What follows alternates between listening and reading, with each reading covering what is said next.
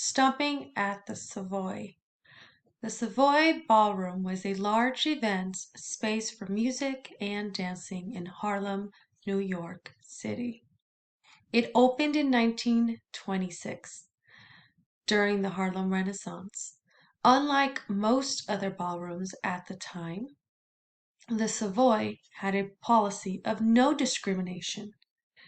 It was the first ballroom to hire integrated bands that had both black and white musicians.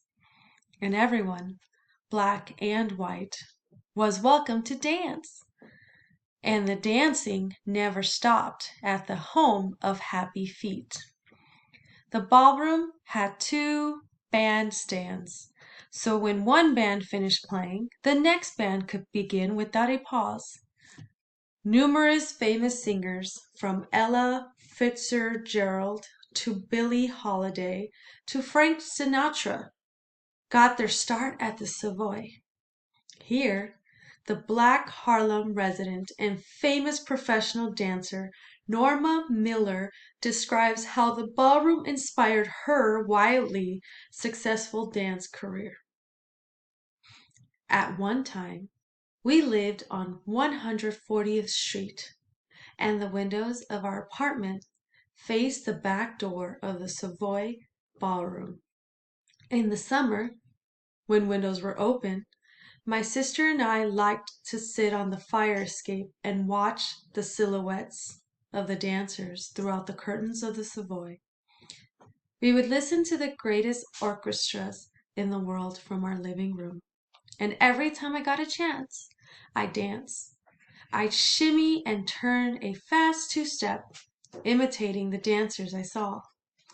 Silhouettes are also a dark shape and outline of someone or something. New Yorkers, such as these dancers in 1954, flocked to the Savoy Ballroom from 1926 until 1952. So this is a display of what they're talking about and they're describing. So paragraph 2, let's see. On Sundays after church, I was part of a group of kids who ran over the Savoy just as the music was about to start. Every week, when the famous black swinger dancer Twist Mouth George arrived, everyone crowded around him. Twist Mouth was the best. He had added a new step to our way of dancing just about the time pilot Charles Lindbergh left New York on the first solo flight across the Atlantic. On the front page of the daily papers was the headline, Linda's Hop. So, this new style of dance was named the Lindy Hop.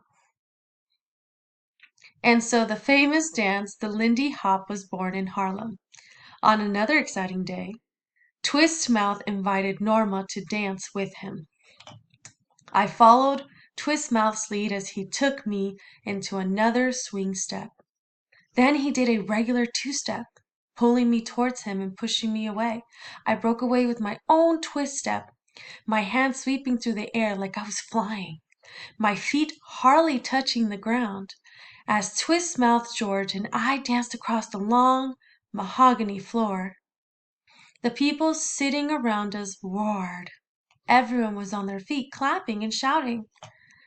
I had danced in the world's most famous ballroom with the most famous dancer. I danced all the way home. Mahogany is also known as a strong type of wood.